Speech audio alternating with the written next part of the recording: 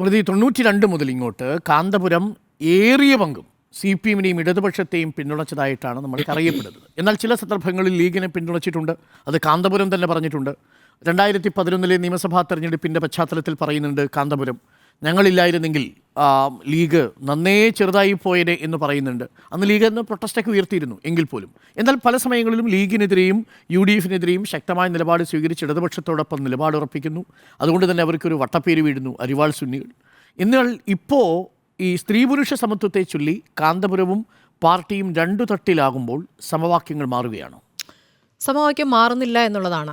രണ്ട് കൂട്ടരും അവരുടെ യഥാർത്ഥ നിലപാടുകൾ ഒന്നുകൂടി ഇടയ്ക്ക് പറയുന്നു എന്നേ ഉള്ളൂ. യഥാർത്ഥത്തിൽ കാന്തപുരം വിഭാഗം ഈ പറഞ്ഞത് ശരിയാണ്, സ്ഥാനാർത്ഥി നോക്കി പിന്തുണയ്ക്കുന്ന സംഭവങ്ങൾ ഉണ്ടായിട്ടുണ്ട്. ലീഗിൽ തന്നെ എല്ലാവർക്കുമില്ല.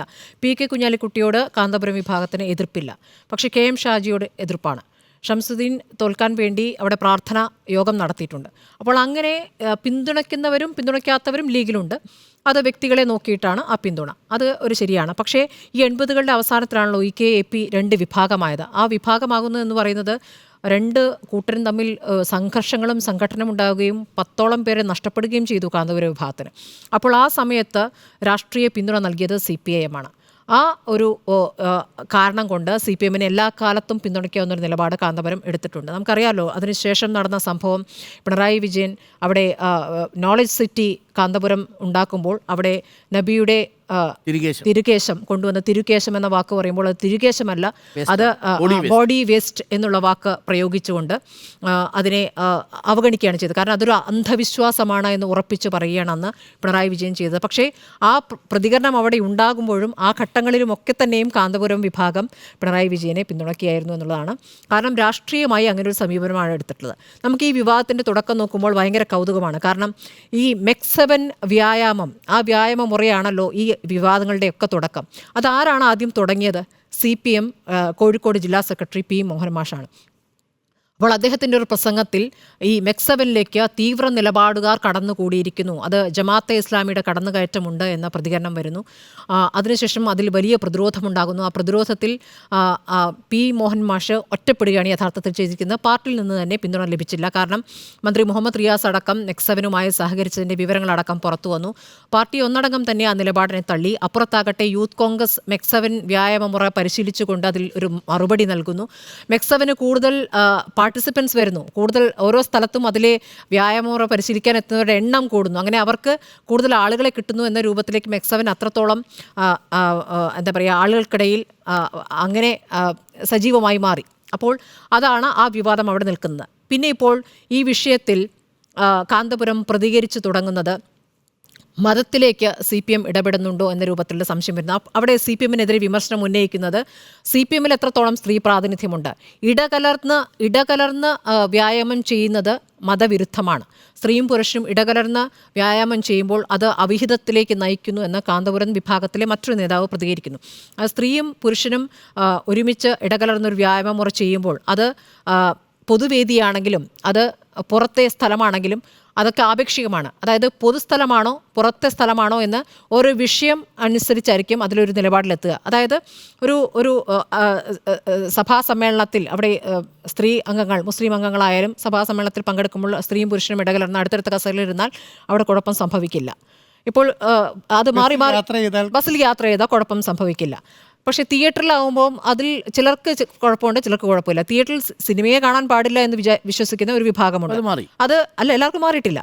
അതിൽ കടുത്ത നിലപാടുള്ളവരുണ്ട്. ഇനി അത് മാറി നോമ്പ് കാലത്ത് സിനിമ കണ്ടുകൂടാ എന്നൊരു ഇതിലേക്ക് എത്തിയിട്ടുണ്ട്. അപ്പോൾ അതിലൊരു വിഭാഗം. അപ്പോൾ അങ്ങനെയാണ്. അപ്പോൾ എന്താണ് പൊതുസ്ഥലം എന്നുള്ളത് ആപേക്ഷികമാണ്. അതായത് അവർ നിശ്ചയിക്കും അതാത് വിഷയങ്ങൾ എവിടെയാണ് പൊതുസ്ഥലം. അതായത് ഇപ്പോൾ ബീച്ചിൽ കൂടിയാണ് ഈ ഇടകലർന്ന് വ്യായാമം ചെയ്യുന്നെങ്കിലും അവിടെ അവിഹിതത്തിന് സാധ്യതയുണ്ട് എന്ന് വിലയിരുത്തുന്നവരാണ് ഇതിൽ ചില നേതാക്കൾ. അപ്പോൾ അത്തരം പ്രതികരണങ്ങൾ അപ്പുറത്ത് വരുന്നു. അപ്പോൾ CPM-ൽ എത്രത്തോളം വനിതാ പ്രാതിനിധ്യമുണ്ട് എന്നൊരു ചോദ്യം ചോദിക്കുകയാണ്. അപ്പോൾ വളരെ സംയമനത്തോടുകൂടി P. മോഹൻ മാഷ് പറയുന്നു, വളരെ ശരിയാണ് പറഞ്ഞത്. ആ പറഞ്ഞതിൽ ശരിയാണ്. കാരണം സ്ത്രീ പ്രാതിനിധ്യത്തോളം അത്രത്തോളം ഇല്ല. ഞങ്ങളിങ്ങനെ പടിപടിയായി കൂട്ടിക്കൊണ്ടിരിക്കുകയാണ്. കോഴിക്കോട് തന്നെ ലോക്കൽ സെക്രട്ടറിമാരുടെ എണ്ണം 5-ൽ നിന്ന് 10 കൊണ്ടിരിക്കുന്നു. അപ്പോൾ അടുത്തതിൽ കുറച്ചുകൂടി എണ്ണം കൂട്ടും. ഞങ്ങളും എണ്ണം കൂട്ടിക്കൊണ്ടിരിക്കുകയാണ്. ഇപ്പോൾ ബ്യൂറോയിൽ എത്ര സ്ത്രീകളുണ്ട് നമുക്കറിയാമല്ലോ. അപ്പോൾ അത് നമ്മൾ ചെയ്തുകൊണ്ടിരിക്കുകയാണ്. അത് അതിലേക്ക് എത്തും. ആത്യന്തികമായ ലക്ഷ്യം തുല്യത എന്നുള്ളത് തന്നെയാണ്. അപ്പോൾ ജെൻഡർ ഇക്വാളിറ്റി അല്ല, ജെൻഡർ ജസ്റ്റിസ് ആണ് വേണ്ടത് എന്നാണ് ഇപ്പോൾ ഈ വിഭാഗം പറഞ്ഞുകൊണ്ടിരിക്കുന്നത്. യഥാർത്ഥത്തിൽ ഈ വിഭാഗങ്ങൾ തമ്മിലൊക്കെ പരസ്പര വിരുദ്ധമായ അല്ലെങ്കിൽ പരസ്പരം വിമർശനാത്മകമായ, അതായത് മുസ്ലിം സംഘടനകൾക്കിടയിൽ പലതരത്തിലുള്ള നിലപാടുകളുണ്ട്. അപ്പോൾ നമുക്ക് തോന്നും ഒരു കൂട്ടർ നല്ല പുരോഗമനപരമാണല്ലോ എന്ന്, മറ്റേ കൂട്ടർ തീരെ അല്ലല്ലോ എന്ന്. പക്ഷെ അങ്ങനെയല്ല, ഓരോ വിഷയങ്ങൾക്ക് അടിസ്ഥാനമായിട്ടാണ്. ഇപ്പോൾ ജമാഅത്ത് ഇസ്ലാമിയുടെ കാര്യം നോക്കുമ്പോൾ അവർക്ക് ഈ പൊതുവേദികളിൽ പങ്കിടുന്നതിൽ കുഴപ്പമില്ല. സ്ത്രീ പുരുഷൻ പൊതുവേദികളിൽ പങ്കിടാം, ഒരുമിച്ച് ജോലി ചെയ്യാം. ഈ പറയുന്ന പോലെ ഇടകലർന്ന് മെക്സവൻ പോലെ വ്യായാമമുറ ചെയ്യുന്നതിൽ പോലും അവർക്ക് കുഴപ്പമില്ല. സ്ത്രീകൾ സജീവമായി നന്നായി പ്രസംഗിക്കുന്ന സ്ത്രീകൾ ജമാഅത്തെ ഇസ്ലാമിൽ നിന്ന് കുറേ പേരെ കണ്ടിട്ടുണ്ട്. പക്ഷേ അവർക്ക് വസ്ത്രധാരണം, അതിൽ പർദ്ദയിട്ടിട്ടാണ് ജമാഅത്തെ ഇസ്ലാമി സ്ത്രീകൾ വരിക. അവിടെയാണ് ആ തരത്തിൽ പുരോഗമനം പുറകോട്ടായോ നമുക്ക് സംശയിക്കാൻ തോന്നുന്നു. നമ്മൾ പുറത്തുനിന്ന് നോക്കുന്നവർക്ക് തോന്നുന്ന കാര്യമാണ്. ഇനി മുജാഹിദുകളുടെ കാര്യത്തിൽ സ്ത്രീകൾ പൊതുവേദികൾ പങ്കിടണം എന്ന കാര്യത്തിൽ അവർക്കും കുറച്ചുകൂടി ഉയർന്ന നിലപാടാണ്. പക്ഷേ അതേസമയം കുറച്ചുകൂടി ചില കാര്യങ്ങൾ എന്താ പറയുക, ഇടകലർന്നുള്ള വ്യായാമ മുറയോട് അവർക്കും വലിയ താല്പര്യമില്ല. അതാണ് വ്യത്യാസം. എ പിക്ക് അങ്ങനെയല്ല, എ പിക്ക് മറ്റൊരു നിലപാടാണ്. അപ്പോൾ ഇതിലൊക്കെ തന്നെയും മൂന്ന് കൂട്ടരും വ്യത്യസ്ത നിലപാടുകൾ കാലാകാലങ്ങളിൽ പങ്കിടുന്നുണ്ട്. ഈ വ്യത്യസ്ത നിലപാടുകൾ ഒരു ഘട്ടം വരെയും ഇവർ പറഞ്ഞിരുന്നു, പരസ്പരം മത്സരിച്ചിരുന്നു. ഒരു ഘട്ടം എത്തിയപ്പോൾ 2014 BJP അധികാരത്തിലേറിയ ഘട്ടം മുതൽ അങ്ങനെ വ്യത്യസ്ത നിലപാടുകൾ, ഇസ്ലാമിക മത അഭിപ്രായം, വ്യത്യസ്ത നിലപാടുകൾ, അതായത് വിവിധ സംഘടനകൾ വ്യത്യസ്ത അഭിപ്രായങ്ങൾ, അതിൽ സംഘടനകളത്തെ വൈരുദ്ധ്യം അങ്ങനെ പുറത്തു പറയേണ്ടതില്ല, പതുക്കൽ പറഞ്ഞാൽ മതി എന്നൊരു തീരുമാനത്തിലേക്ക് അവർ എത്തുകയാണ്. അങ്ങനെ ഒരു കോർഡിനേഷൻ കമ്മിറ്റി തന്നെ ഉണ്ടാക്കുന്നു, ഒരുമിച്ച് പ്രവർത്തിക്കുന്നു. ഈ പുറത്തേക്ക് പറയുന്നത് അപ്പുറത്ത് BJP ഉപയോഗപ്പെടുത്തും, BJP വേറെ രീതിയിൽ അതിനെ വ്യാഖ്യാനിച്ചുകൊണ്ട് അത് ഇടപെട്ടുകൊണ്ട് വലിയ പ്രശ്നങ്ങൾ സൃഷ്ടിക്കുമെന്ന തിരിച്ചറിവിലാണ് അങ്ങനെ ചെയ്തത്. പക്ഷേ ഇപ്പോൾ മൂന്നാം ടേമിലും BJP വരികയാണ്, NDA അധികാരത്തിൽ വരികയാണ്. അപ്പോൾ ഇനി അതിൽ നിന്ന് പിന്നാക്കം പോയാൽ, അതായത് എന്താണോ ആ വിഭാഗത്തിൻ്റെ നിലപാട്, അതിൽ നിന്ന് പിന്നാക്കം പോയാൽ സ്വത്തും നഷ്ടപ്പെടുകയാണ്. സ്വത്തും നഷ്ടപ്പെടാൻ പറ്റില്ല, സ്വത്തും അവിടെയുണ്ട് എന്ന് അറിയിക്കണം. ആ അറിയിക്കലാണ് ഈ നേതാക്കളുടെ പ്രതികരണങ്ങളിലൂടെ നടത്തിക്കൊണ്ടിരിക്കുന്നത്. CPM ഒരു ക്ഷീണവുമില്ല. CPM അപ്പുറത്ത് CPM നിലപാട് പറഞ്ഞുകൊണ്ടേയിരിക്കും. വേണ്ടി വന്നാൽ ചില കാര്യങ്ങളിൽ ഒത്തുതീർപ്പുകൾ നടത്തും. ഇപ്പം നമുക്കറിയാലോ, ജെൻഡർ ന്യൂട്രൽ യൂണിഫോം പിന്നാക്കം പോയില്ലേ? അത് ആരാവശ്യപ്പെട്ടതായാലും, ഇതിൽ നിന്ന് ഏത് വിഭാഗം ആവശ്യപ്പെട്ടാലും പിന്നാക്കം പോയല്ലോ. അപ്പോൾ തീവ്ര നിലപാടുകാരുടെ ഈ തരത്തിലുള്ള സ്ത്രീ വിരുദ്ധമായ അല്ലെങ്കിൽ സ്ത്രീ തുല്യത കൽപ്പിക്കാത്ത വിഷയങ്ങളിൽ അല്പം പിന്നാക്കം പോകും. അപ്പുറത്ത് വനിതാ മതിൽ തീർക്കുമ്പോഴും പ്രായോഗികമായി രാഷ്ട്രീയത്തിൻ്റെ അടിസ്ഥാനത്തിൽ ഇത്തരം കാര്യങ്ങൾ ചെയ്തു കൊടുക്കും. എന്നാൽ CPMൻ്റെ ആത്യന്തികമായ നിലപാടെന്നത് അങ്ങനെയല്ല, പുരോഗമനപര നിലപാടാണ്. ആ നിലപാട് പുറത്ത് വിളിച്ചു പറയുകയും ചെയ്യും, നല്ല ഉറപ്പിച്ച് തന്നെ പറയും. അവിടുത്തെ കാന്തപുരം അവിടുത്തെ വെല്ലുവിളി നടത്തുകയും ചെയ്യും. പക്ഷേ ഇങ്ങനെ വെല്ലുവിളി നടത്തുമ്പോഴും CPMഉം ഒരു നിന്ന് മാറുന്നില്ല. ലീഗിനെ സംബന്ധിച്ച് ഇത്രയും കാലം നല്ല സുഖമായിട്ട് പോകാമായിരുന്നു. കാരണം ലീഗിനെ സംബന്ധിച്ച് സമസ്ത മാത്രം പോരാ.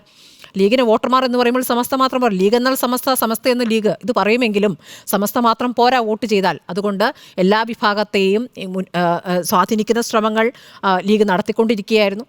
അപ്പോൾ അവിടേക്ക് കാന്തപുരത്തിന് പോകാൻ ചില പരിമിതികളുണ്ട്. ഇപ്പോൾ പാണക്കാട് തങ്ങളുമായി ബന്ധപ്പെട്ട SC വിവാദത്തിലാണോ പറയുന്നത്, ഈ എന്താണ് അല്ലല്ല വാഫിയ സമ്മേളനം, ഇതുമായി ബന്ധപ്പെട്ടൊക്കെ വലിയ എതിർപ്പ് കാന്തപുരം വിഭാഗം പറയുന്നുണ്ട്.